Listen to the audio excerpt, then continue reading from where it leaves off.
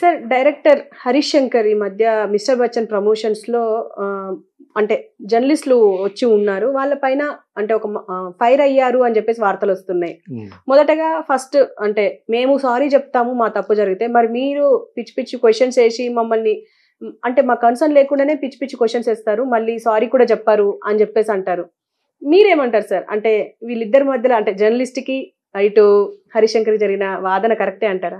అదే నేను విన్నాను, క్వశ్చన్లో మర్చిపోయావు. అదే హరీష్ శంకర్ కొంచెం బలుపు అని ఆయన అన్నారు. జర్నలిస్ట్ తరపున అలాగ అన్నారని. యాక్చువల్గా అతను కొంచెం ఎక్కువ మాట్లాడే టైప్ అని నేను కూడా, అతను ఎవరో కూడా తెలియకుండా ఎప్పుడో రామ్ గోపాల్ వర్మతో పనిచేసి షాక్ అనే సినిమా తీసాడని అప్పుడు తర్వాత, కానీ దాని తర్వాత పవన్ కళ్యాణ్ వాళ్ళతో అసోసియేషన్ అయ్యి సినిమాలు తీస్తున్నాడు అన్నప్పుడు ఆచార్య ప్రమోషన్లో అతిగా యాక్ట్ చేశాడు అనమాట. ఆ సెట్ దగ్గరికి వెళ్ళి ఫ్లాప్ అయ్యే ముందు అక్కడ నేను సరదాగా మాట్లాడాను, నాకంటే కుర్రోడే కాబట్టి, ప్లస్ ఏమో కొంచెం ఎక్కువ చేస్తే అతి వినయం దూరత లక్షణంలాగా అప్పుడు ఏదో క్రిటిసైజ్ చేశాను. అతను ఫీల్ అయినట్టుగా కూడా నాకు ఎవరు చెప్పారు. అతను ఎందుకంటానంటే కొంచెం ఇలా ఎక్కువ సోప్ కొట్టేవాళ్ళు, బట్టరింగ్ చేసేవాళ్ళు నాకు కొంచెం బూట్లిక్కింగ్గా కనిపిస్తుంది అనమాట. ఆ విధంగా అన్నాను. అది చెప్తే ఎవరు అతని మీద ఫేవరెట్గా ఉంటారు, కారణం నా కాంపిటీటర్ ఏం కాదు అతను కదా. నాకంటే తన ఒక 20-30 సంవత్సరాల తర్వాత డైరెక్టర్ అయినాడు అని చేత is no competent for I'm different director. So but అతను ఫీల్ అయ్యాడని నాకు ఫేస్బుక్లో ఎవరో చెప్పి అన్నాడు.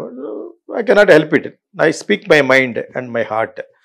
ఇక్కడ ఇద్దరు తరపున కూడా ఎవరి తరపున కూడా మాట్లాడాలని లేదు, కానీ ఒక ప్రెస్ మీట్ అనేటప్పటికీ మంచి డ్రెస్ చేసుకుని నువ్వు అని మాట్లాడే సురేష్ కొండేటికి జస్ట్ షటప్. నువ్వు ఎటువంటి జర్నలిస్ట్ అనేది అందరికీ తెలుసు, నువ్వు ఎటువంటి బిజినెస్ చేస్తున్నావు అని అందరికీ తెలుసు. నేను ఆల్రెడీ చెప్తున్నాను అనమాట, do not ask questions which is not relevant. ఇటువంటి అడగాల మీరు చెప్తారు. నీ రికార్డ్ ఏంటి? గోవా తీసుకెళ్ళి అదే ఫంక్షన్కి వాళ్ళకి ఏమి ఇవ్వకుండా వదిలేస్తే కనపడితే కొట్టేటట్టున్నారు వాళ్ళు కన్నడ ఫిలిం ఇండస్ట్రీ. ఇంకా నువ్వు జర్నలిస్ట్ ఏంటి? ప్లస్ నువ్వు చేసుకునే వ్యాపారం చిరంజీవిని అడ్డు పెట్టుకుని వాళ్ళని పెట్టుకుని ఒకటి టెంపర్ వన్ అతను కొంచెం మాట్లాడటం. ఇతనికి ఈ డైరెక్టర్కి బలుపని కొంతమంది కూడా అంటున్నారు. ఇప్పుడు ఒక సినిమాకి ప్రెస్ మీట్ పిలిచినప్పుడు ప్రెస్ అనే వాళ్ళు ఎలా ఉండాలి, వారది. సినిమాలో ఏమేమి తీయాలనుకున్నారు, ఏం తీశారు, ఎలా తీశారు, మీరు అనుకున్నది చెప్పగలిగారా, 100% చెప్పగలిగారా రాజమౌళి లాగా అని ఇటువంటి క్వశ్చన్లు అడగొచ్చు రెలవెంట్గా. ఇర్రెలవెంట్ క్వశ్చన్స్ అడగకూడదు, సంబంధం లేని క్వశ్చన్లు అడగకూడదనే రూల్ ఏం లేదు, కానీ అడగకూడదు. ఓకే, అది జరుగుతుంది. అతను ఇంకొక ఆయన వయసు అయిపోయిన ఎవరో ఏదో ఒకటి అడగాలని, లేదా స్మార్ట్ అవ్వాలని. స్మార్ట్ అవ్వడం కాదు, సినిమాకి సంబంధించింది. నేను సినిమాకి సంబంధించిందే చెప్పాను. చిరంజీవిని ఆకాశానికి ఎత్తేసి ఆ సెట్లో కూర్చొని మాట్లాడుతున్నారు ఇతను ఎవడో అని చెప్పి అన్నాను, అంతే. ఒకటే అన్నాను, which is not correct because that's going to flop అని నేనే చెప్పాను. అక్కడ సినిమాకి మచ్ బిఫోర్ చెప్పాను. అది ఆ పోకట్లు చూస్తుంటే నాకేం పెద్ద అనిపించట్లేదని. దానికి ఎందుకు మాట్లాడేమన్నాను. అతను నేర్చుకునే ఉండాలి. నువ్వు నిజంగా ఇంటెలిజెంట్ డైరెక్టర్ పైకి రావాలనుకున్నాడు అంటే you must listen to the people like me. నేను నీ తరపున మాట్లాడినా, జర్నలిస్ట్ తరపున మాట్లాడినా, కానీ జర్నలిస్ట్ కూడా రెలవెంట్ క్వశ్చన్స్ అడగాలి. ఇప్పుడు సుమా ఏదో ఇర్రెలవెంట్గా ఆ అమ్మాయి అతి అని చెప్పాను. ఆ అమ్మాయి హై టైం, ఆమె మానుకోవడం మంచిది, బాగా సంపాదించేసుకుంది, చాలు, ఎక్కువ మాట్లాడేస్తుంది. చిరంజీవి గారు అదో మాట్లాడుతుంది, చాలా డిస్రెస్పెక్ట్ఫుల్గా చేస్తుంది. కంపేరింగ్ అంటే ఏంటి, చాలా రెస్పెక్ట్ఫుల్గా ఉండాలి. ఎంటర్టైన్మెంట్ చేయొచ్చు, గట్టిగా అరుస్తూ ఉంటుంది, ఇష్టం వచ్చినట్టు మాట్లాడేస్తుంది. ఎందుకంటే కొంచెం పాపులర్ అయిపోయింది కాబట్టి. She should stop anchoring. చేస్తే బాగా చేయాలి. ముసలితో కూడా అయిపోయింది కాబట్టి యూ షుడ్ స్టాప్. నా సినిమాకి చేసింది ఒకప్పుడు, అప్పుడే అన్నాను, ఇంతలా బిజీగా చేస్తావు అంటే ఎప్పుడు కాపర్ చేస్తావు అని కూడా అన్నాను. ఎప్పుడు తాజ్ బజారాలో ఒక 24 years బ్యాక్. అప్పటి నుంచి చేస్తుందంటే ఎంత సంపాదించుకోవడం చూడండి. సంపాదించుకోవడం అంటలేదు.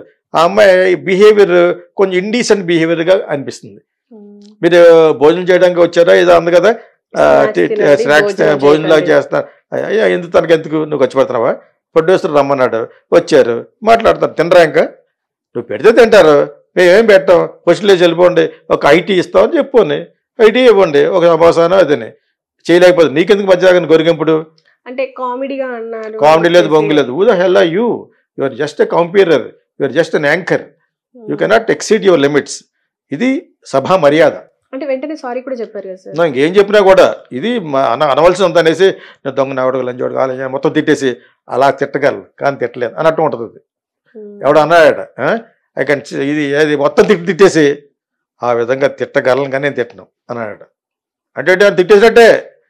ఇంక అవన్నీ పక్కన పెట్టండి. సభా మర్యాద అని ఒకటి ఉంటుంది. ఆ సభా మర్యాదను మెయింటైన్ చేయడానికి మెయిన్ ఎవరో anchor. What is anchor? Anchoring. You are anchoring between the audience and all the people on the dais.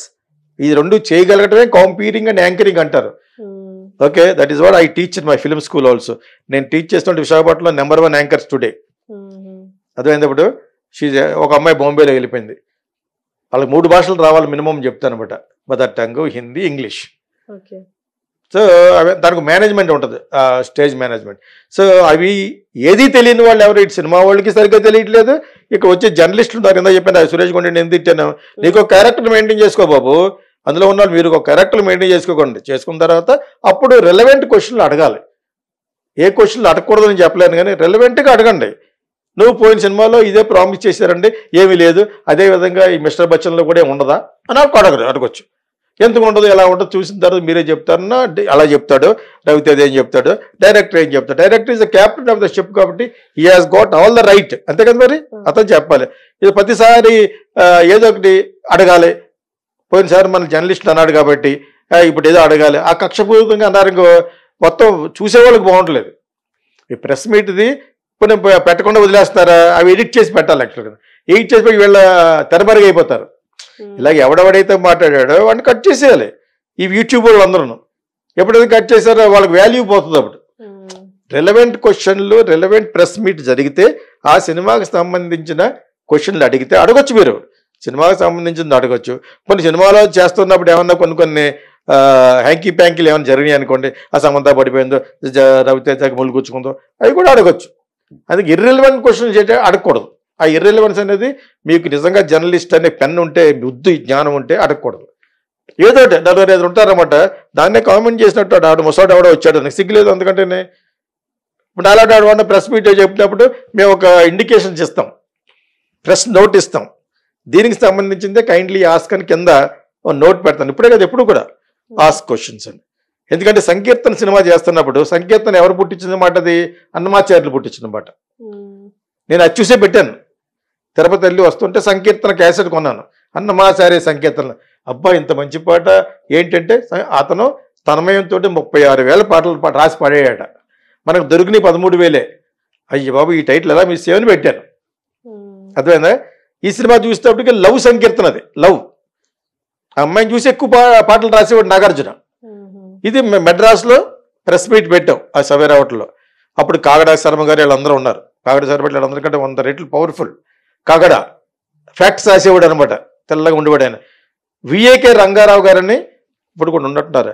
ఆయన ఆడియో గురించి రాసేయడానికి ఆయనే ఇండియాలో. అందరు మెడ్రాసే కదా, వీళ్ళందరూ వచ్చారు.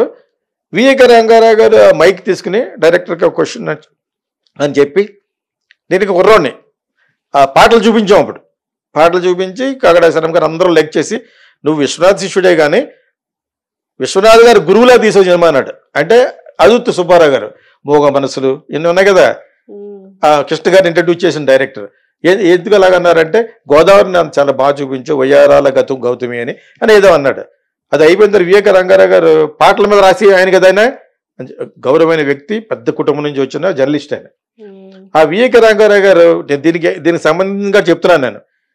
సంకీర్తన అనేది ఇది ఆ సంకీర్తన కాదు, అన్నమాచార్య అనుకున్న సంకీర్తన కాదు, ఇది మీరు లవ్ మీద చేసిన సంకీర్తన అని ముందుగా చెప్తే బెటర్ అండి అన్నారు. అంతే. అర్జున్ రావు గారు అన్న ఆయన నాకు పిఆర్ఓ లేరప్పుడు, ఆయన చాలా సీనియర్ మోస్ట్. ఈ కాగడా సర్వీళ్ళు అందరూ నువ్వెవడో మాకు చెప్పడానికి, ఇది ప్రెస్ మీట్ మాకు తెలీదా అని చెప్పేసి పెద్ద గొడవ, వాడి ముఖం ఎంత అయిపోయింది. తర్వాత అందరూ ఆ క్యాసెట్లు, అప్పటికి క్యాసెట్ మీద నా సంతకం అడుగుతున్నారు. చాలా బాగున్నాయి పాటలు, బాగుంటాయి, మీ అందరికి తెలిసే ఉంటుంది. సో అప్పుడు ఈయన కూడా వచ్చేటప్పుడు నేను సారీ చెప్పాను, ఇలా ఇంత రప్చర్ అవుతుందని తెలియదు సార్ అంటే. నో ప్రాబ్లం వెళ్ళిపోయాడు ముందే. ఆయన తిరగబడిపోయారు కాగడా శర్మ, అర్జున్ రావు గారు కూడా అలా ఉండిపోయాడు. ఆయన పిఆర్ఓ, ఆయన యాక్చువల్ తక్కువ మాట్లాడతారు కానీ చాలా సీనియర్ మోస్ట్. మొత్తం ఇప్పుడు చిరంజీవి సినిమాలు, విశ్వనాథ్ గారి సినిమాలు, పెద్ద పెద్ద సినిమాలు ఆయనే. నేను నా సినిమాలో అందరూ పెద్ద పెద్ద టెక్నీషియన్స్, పెద్ద పెద్ద వాళ్ళు ఉండేవారు. ఇళయరాజా, నివాస్, పెద్ద పెద్ద వాళ్ళు, తరణి, మీకు అర్థమైంది ఇప్పుడు మీకు. సో అక్కడ ఇప్పుడు ఎందుకు అడిగాడు, రెలవెంట్ కాని క్వశ్చన్ అడిగాడు. యాక్చువల్లీ రెలవెంట్ కాదు. సంకీర్తన అనేది అన్నమాచార్యులు వారి సంకీర్తనలు ఎవరు పాడారు? శోభరాజు పాడారు. ఇప్పుడు ఉన్నారు ఆవిడ సినిమాకి పనికిరానని రాలేదు, కానీ చాలా బాగా పాడతారు. అదేందా, నేను ఆవిడ క్యాసెట్ చూశాను. అన్నమయ్య సంకీర్తన ఎంత మంచి పేరు నీకు ఎలా దొరికింది అన్నాడు విశ్వనాథ్ గారు. సో దానికి సంబంధించింది అడగాలి, కానీ నువ్వు దానికి సంబంధించింది కాంది అడిగేవని వివేక రంగవరం మీద దుమ్మెది. కానీ ఆయనకి సంబంధించింది అది. వీళ్ళ కూడా ఇది తెలుసుకోండి జర్నలిస్టులు. సంబంధం లేని ఆ డైరెక్టర్ ఏదో అందామని దురుద్దేశంతో వెళ్ళి ఆ సినిమాకి బ్యాడ్ వచ్చేటట్టుగా ఎందుకు చేస్తారు? కోట్లు పెట్టి నువ్వు ఎంత కింద కూర్చున్న వాళ్ళు లక్షలకు కూడా సరిపోరు వాళ్ళు. ఈడ్స్ తంతే యాగాని లేని వాళ్ళు. మీరు వయ్యారి టాకలేదు అలాగ అన్నాను అనుకోకూడదు. Your talking like that. Director చెప్పిన దాంట్లో కరెక్ట్ ఉంది. అసందర్భమైన పేలాపనలు వద్దు, అసందర్భమైన క్వశ్చన్లు అడగద్దు, ఇర్రెలవెంట్ క్వశ్చన్లు అడగద్దు అని తప్పే ఉంది. ప్రతి సినిమాలోనూ ఏదో విధంగా అడిగి బ్యాడ్ చేసి, ఆల్రెడీ అతనికి పాపం కొంచెం టెంపర్మెంట్ ఉన్న డైరెక్టర్ అనుకుంటా. మరి అందరూ మీద పడుతుంటే టెంపర్మెంట్ లేకుండా చేస్తాడు. మొన్నటి వరకు ఆ చోటకైనా అడితే గొడవపడ్డాడు, ఆ కెమెరామెన్తో గొడవపడ్డారు. అది అనవసరమైన గొడవ యాక్చువల్గాను. దాన్ని ఎవడో క్వశ్చన్ అడిగితే పక్కన పెట్టనే చెప్పారు. ఎందుకే ఎన్ని పర్సనల్ విషయాలు. నేను ఎందుకన్నానంటే చిరంజీవి లాంటి మెగాస్టార్ని కూర్చోబెట్టి ఇద్దరు పొగిడేస్తున్నాడు. అది నాకు కొంచెం హాస్యాస్పదంగా అనిపించింది. నాకు దురద వచ్చేస్తూ ఉంటుంది అనమాట. ఏమన్నా నన్ను అసందర్భంగా పొగిడేస్తూ ఉంటేనే. దాని గురించి అన్నాను తప్పితే ఇతని మీద ఎందుకు ఉంటుంది నాకు. ఇతను వెనక మన డైరెక్టర్ అయినాడు, కొన్ని మంచి వాళ్ళు తీసాడు పవన్ కళ్యాణ్ గురించి, దట్స్ ఆల్. అంతేగాని అతని మీద స్పెషల్గా మనకి ఫోకస్గా ఎందుకు ఉంటుంది. ఇక్కడ అతనే కరెక్ట్, అతను అంటే కరెక్ట్, కానీ చెప్పే విధంగా చెప్పాలి. ఇప్పుడు నుంచి చెప్తున్నాను, ఎవరన్నా ప్రెస్ మీట్ కానీ ప్రమోషనల్ మీట్ కానీ ప్రెస్కి పిలిచినప్పుడు గివ్ ఏ ప్రెస్ నోట్ ఇస్తూ ఉంటారు. అందులో కింద పెట్టండి note, please ask only relevant questions, do not ask personal questions and don't talk non sense అని పెట్టండి. ఇలా మాట్లాడేవాడు ఉంటే ఈ ఎవరంటారు బౌన్సర్లు ఉంటారు కదా, our bouncers are there for security purpose. వాళ్ళు మిమ్మల్ని స్లోగా పంపిస్తారు, వినకపోతే మెడబుచ్చి గంటేస్తారని కింద నోట్ పెట్టండి. అప్పుడు రిలవెంట్ క్వశ్చన్లు అడుగుతారు. అంటే మీరు జర్నలిస్ట్ అని చెప్పేసి పెద్ద జర్నలిస్ట్ అంటే పెద్ద పెద్ద పెద్ద ఎడ్యుకేటెడ్ లెవెల్లో మాట్లాడుతున్నారు. అక్కడ ఒక్కడ ఇంగ్లీష్ సరిగ్గా మాట్లాడాడు సురేష్. నాకు తెలుసు అతను ఇంగ్లీష్ ఎందుకు నీకు, తెలుగు సినిమా జరుగుతుంది తెలుగులో మాట్లాడు. Are you representing Hindu, are you representing Indian Express, నీకు ఇంగ్లీష్ ఎందుకు తెలుగులో మాట్లాడలేబట్టి. నేను చాలాసార్లు చెప్తా ఉన్నాను, ఇలాగ ఏదో ఒక రోజు గొడవ జరుగుద్ది అప్పుడు మాట్లాడదామని మాట్లాడుకుంటున్నాను. యాక్చువల్గా కొంతమంది చాలా సైలెంట్గా ఉంటారు. 90% పీపుల్ ఆర్ సైలెంట్ ఎందుకు మాట్లాడచ్చు. మాట్లాడే ఇద్దరు ముగ్గురు ఇది non essential questions, nonsense, nothing but nonsense. వాళ్ళు ఏదో ఫేమస్ అవ్వడం కోసం నువ్వు అని మాట్లాడతాడు ఈడు అని చెప్పేది ఒక అమ్మాయి నాకు ఫోన్ చేసింది సురేష్ కొండెట్టి గురించి. నీకు నేను చనువు ఉందా అమ్మాయితోటి, హెల్ అయ్యూ మెన్, అదే బొమ్మ నుంచి వచ్చి ఉండదు లేదా పెద్ద నువ్వు ఆ టైంలో మాడుతున్నాడు. నీకు అంతసీన్ ఉందట నీకు. ఫస్ట్ నీ క్యారెక్టర్ని మెయింటైన్ చేసుకో. సురేష్ కొండేటి లాంటి వాళ్ళకి చెప్తున్నాను, నువ్వని మాడతావు. నువ్వు respect the actor, respect the director, respect the heroines. అమ్మాయి అయినంత మాత్రం నువ్వని మాడేస్తావు, నీకు చిన్నదనే మాత్రాన. ఎవడన్నా నీ పెళ్ళానంటే బాగున్నావా అన్నాడు, ఏమంటావు నీకు. అందరూ గుర్తుపెట్టుకోవాలి, ఇలా జరుగుద్దని తెలిసి నాకు ఏదో రోజు జరుగుద్ది. ఆ డైరెక్టర్ యొక్క ఆవేదనలో అర్థం ఉంది ఇక్కడ. That is what I sincerely feel. Because అతను సినిమాకి అతను బాగా రాయాలి, బాగా చేయాలి. మీరు యాక్చువల్గా మీరు వారధి between the audiences and film makers. అది పోయి పెరసలుగా కెలుక్కోటి పెట్టి పెరసలుగా కెలుక్కుంటే సురేష్ కొట్టేటికి మరి గోవా తీసుకెళ్ళి వాళ్ళందరినీ వదిలేశాడు. కనబడితే కొడతారు వాళ్ళు. లేదా చిరంజీవి తరపున మనిషిని అన్నట్టు వాళ్ళు వచ్చి స్టేట్మెంట్ ఇచ్చారు, ఏంటి మా ఒక్క సినిమా కూడా పిఆర్ఓ కాదని. సరిపోయిందా? నీ క్యారెక్టర్ నువ్వు మెయింటైన్ చేసుకున్నావు. అతనంటే అతను కదా, మిగతా వాళ్ళందరూ కూడా యూ లుక్ ఆఫ్టర్ దట్. కింద నోటీస్ ఇందా చెప్పాను కదా, అలా పెట్టండి అందరు ప్రొడ్యూసర్లను. రిలవెంట్ క్వశ్చన్లు అడగండి, అడగకపోతే బయటికి గెంటేస్తారు. దిక్కున్న షాట్ చెప్పుకోని చెప్పేసి. That is what we are going to do.